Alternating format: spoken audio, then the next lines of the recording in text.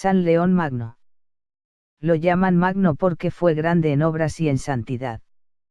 Es el pontífice más importante de su siglo. Es el pontífice más importante de su siglo. Tuvo que luchar fuertemente contra dos clases de enemigos, los externos que querían invadir y destruir a Roma, y los internos que trataban de engañar a los católicos con errores y herejías. Nació en Toscana, Italia, recibió una esmerada educación y hablaba muy correctamente el idioma nacional que era el latín. Llegó a ser secretario del Papa San Celestino, y de Sisto III, y fue enviado por este como embajador a Francia a tratar de evitar una guerra civil que iba a estallar por la pelea entre dos generales. Estando por allá le llegó la noticia de que había sido nombrado sumo pontífice. Año 440.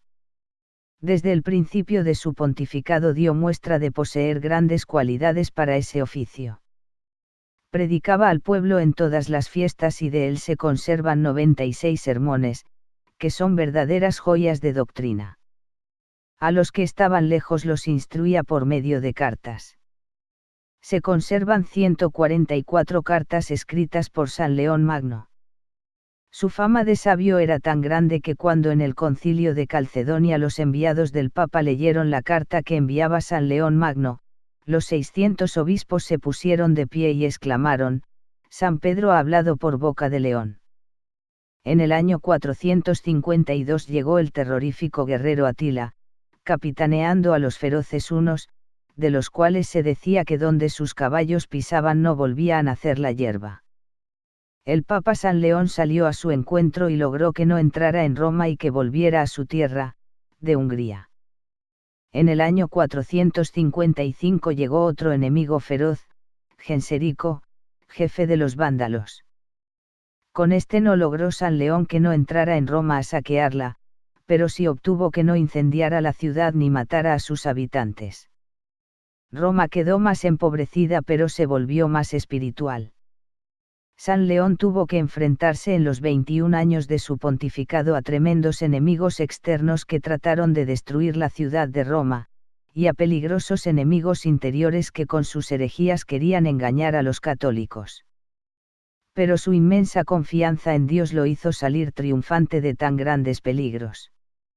Las gentes de Roma sentían por él una gran veneración, y desde entonces los obispos de todos los países empezaron a considerar que el Papa era el obispo más importante del mundo. Una frase suya de un sermón de Navidad se ha hecho famosa. Dice así: reconoce, oh cristiano, tu dignidad, el Hijo de Dios se vino de cielo por salvar tu alma. Sermón 3 en la Epifanía del Señor, 1-3-5, pi. 54, 240. Dios ha manifestado su salvación en todo el mundo. La misericordiosa providencia de Dios, que ya había decidido venir en los últimos tiempos en ayuda del mundo que perecía, determinó de antemano la salvación de todos los pueblos en Cristo. De estos pueblos se trataba en la descendencia innumerable que fue en otro tiempo prometida al santo patriarca Abraham, descendencia que no sería engendrada por una semilla de carne, sino por la fecundidad de la fe, descendencia comparada a la multitud de las estrellas, para quien de este modo el Padre de todas las naciones esperara una posteridad no terrestre, sino celeste. Así pues, que todos los pueblos vengan a incorporarse a la familia de los patriarcas, y que los hijos de la promesa reciban la bendición de la descendencia de Abraham, a la cual renuncian los hijos según la carne. Que todas las naciones, en la persona de los tres magos, adoren al autor del universo, y que Dios sea conocido, no ya solo en Judea, sino también en el mundo entero, para que por doquier sea grande su nombre en Israel. Instruidos en estos misterios de la gracia divina, queridos míos, celebremos con gozo espiritual el día que es de nuestras primicias y aquel en que comenzó la salvación de los paganos. Demos gracias al Dios misericordioso quien, según palabras del apóstol, nos ha hecho capaz de compartir la herencia del pueblo santo en la luz. Él nos ha sacado del dominio de las tinieblas y nos ha trasladado al reino de su Hijo querido. Porque, como profetizó Isaías, el pueblo que caminaba en tinieblas vio una grande, habitaban en tierra de sombras, y una luz les brilló. También a propósito de ellos dice el propio Isaías al Señor: naciones que no te conocían te invocarán, un pueblo que no te conocía correrá hacia ti.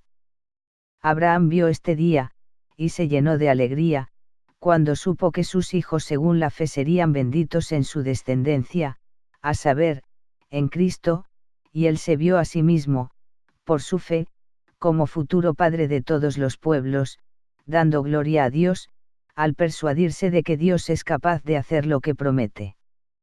También David anunciaba este día en los Salmos cuando decía: todos los pueblos vendrán a postrarse en tu presencia, Señor, bendecirán tu nombre, y también, el Señor da a conocer su victoria, revela a las naciones su justicia.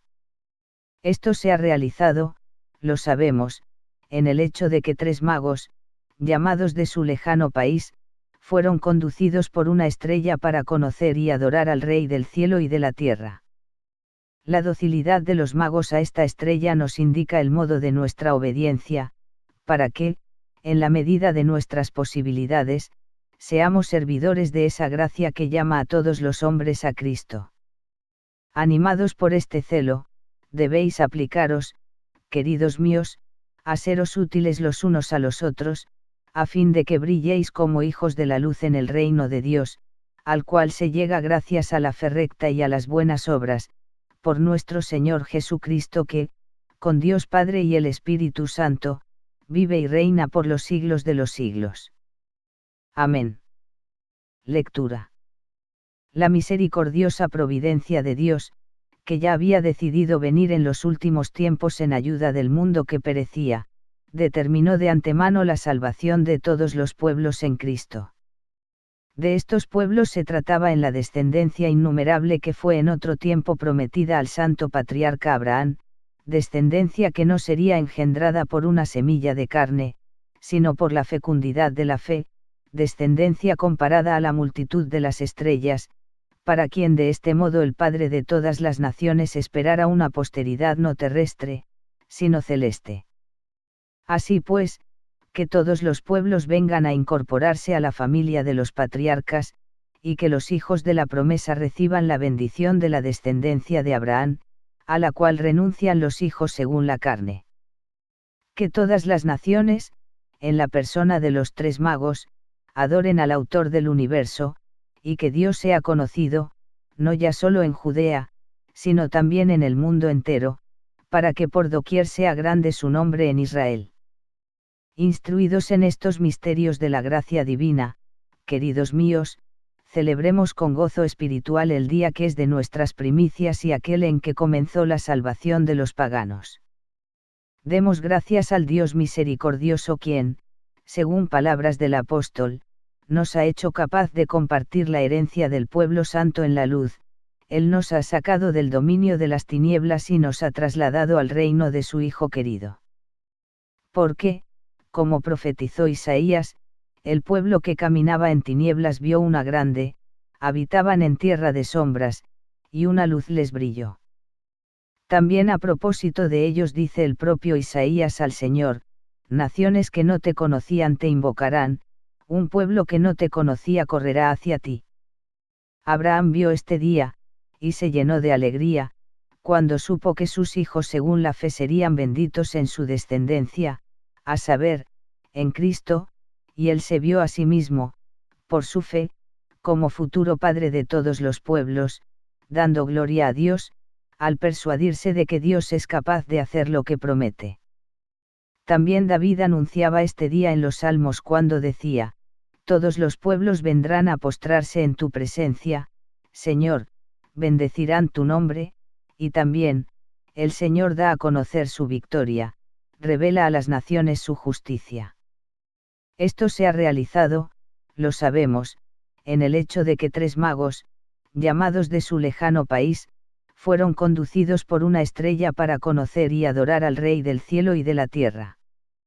La docilidad de los magos a esta estrella nos indica el modo de nuestra obediencia, para que, en la medida de nuestras posibilidades, seamos servidores de esa gracia que llama a todos los hombres a Cristo. Animados por este celo, debéis aplicaros, queridos míos, a seros útiles los unos a los otros, a fin de que brilléis como hijos de la luz en el reino de Dios, al cual se llega gracias a la fe recta y a las buenas obras, por nuestro Señor Jesucristo que, con Dios Padre y el Espíritu Santo, vive y reina por los siglos de los siglos. Amén. Responsorio. Reverendo. Este es el día señalado en que se ha manifestado el Salvador del mundo, aquel a quien habían anunciado los profetas, al que adoraron los ángeles. Los magos, al ver su estrella, se llenaron de alegría y le ofrecieron regalos. 5. Nos ha amanecido un día sagrado, venid, naciones, adorad al Señor. Los magos, al ver su estrella, se llenaron de alegría y le ofrecieron regalos. Oración. Señor, tú que en este día revelaste a tu Hijo unigénito a los pueblos gentiles, por medio de una estrella, concede a los que ya te conocemos por la fe poder contemplar un día, cara a cara, la hermosura infinita de tu gloria. Por Jesucristo nuestro Señor. Amén.